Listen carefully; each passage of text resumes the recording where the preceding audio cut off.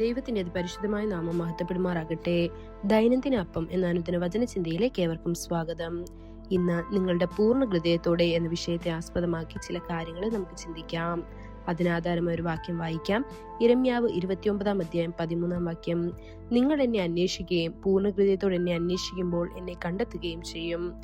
നിങ്ങൾ കർത്താവിനോട് കൂടെയാണെങ്കിൽ അവൻ നിങ്ങളോട് കൂടെ ഉണ്ടാകും. നിങ്ങൾ അവനെ അന്വേഷിക്കുകയാണെങ്കിൽ അവൻ നിങ്ങൾക്ക് തന്നെ വെളിപ്പെടുത്തും. ഈ പുതുവർഷത്തിൽ പൂർണ്ണ ഹൃദയത്തോടെ കർത്താവിനെ അന്വേഷിക്കാൻ ഉറച്ച തീരുമാനമെടുക്കുക. അതാണ് യഥാർത്ഥ പ്രാർത്ഥന.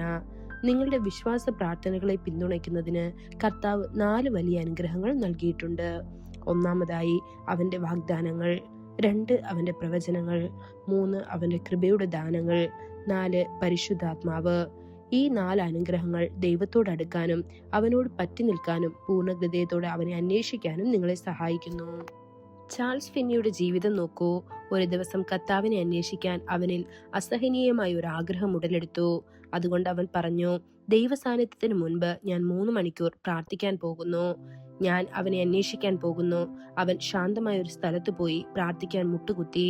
പക്ഷേ അവന്റെ മനസ്സ് ഇരുട്ടിൽ നിറഞ്ഞിരുന്നു. അവന് ശ്രദ്ധ കേന്ദ്രീകരിക്കാൻ കഴിഞ്ഞില്ല.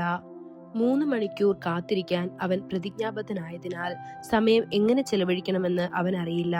അവൻ നിലവിളിച്ചു, അയ്യോ, ഞാൻ ദൈവത്തെ ദുഃഖിപ്പിച്ചോ? ഞാൻ അവനെ വേദനിപ്പിച്ചോ? എനിക്ക് അവന്റെ സാന്നിധ്യം അനുഭവിക്കാൻ കഴിയാത്തത് എന്തുകൊണ്ടാണ്?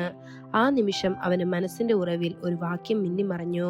നീ എന്നെ അന്വേഷിക്കുകയും പൂർണ്ണ ഹൃദയത്തോടെ എന്നെ അന്വേഷിക്കുമ്പോൾ എന്നെ കണ്ടെത്തുകയും ചെയ്യും.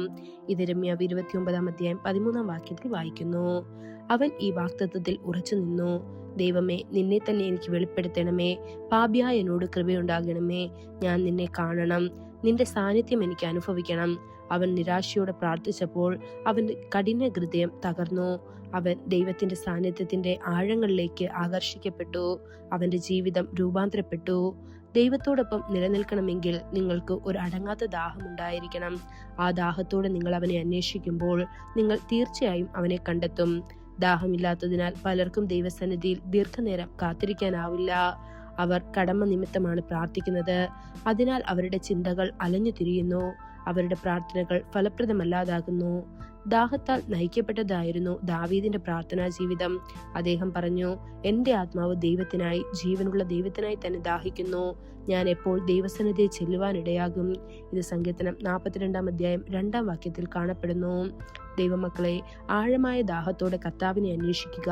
നിങ്ങൾ തീർച്ചയായും അവനെ കണ്ടെത്തും. അതിനായി ദൈവം നമ്മെ ഓരോരുത്തരെയും സഹായിക്കുമാറാകട്ടെ. കൂടുതൽ ധ്യാനത്തിനുള്ള വാക്യം യെശയ്യാവ് 44:3 ദാഹിച്ചിരിക്കുന്നിടത്ത് ഞാൻ വെള്ളവും വരണ്ട നിലത്ത് നീരൊഴുക്കുകളും പകരും. നിന്റെ സന്തതിമേൽ എന്റെ ആത്മാവിനെയും നിന്റെ സന്താനത്തിന്മേൽ എന്റെ അനുഗ്രഹത്തെയും പകരും. ഇന്നത്തെ ബൈബിൾ വായന രാവിലെ പുറപ്പാട് 16, 17, 18 വൈകുന്നേരം മത്തായി സുവിശേഷം 18 1 മുതൽ 20 വരെയുള്ള വാക്യങ്ങൾ. ആമേൻ.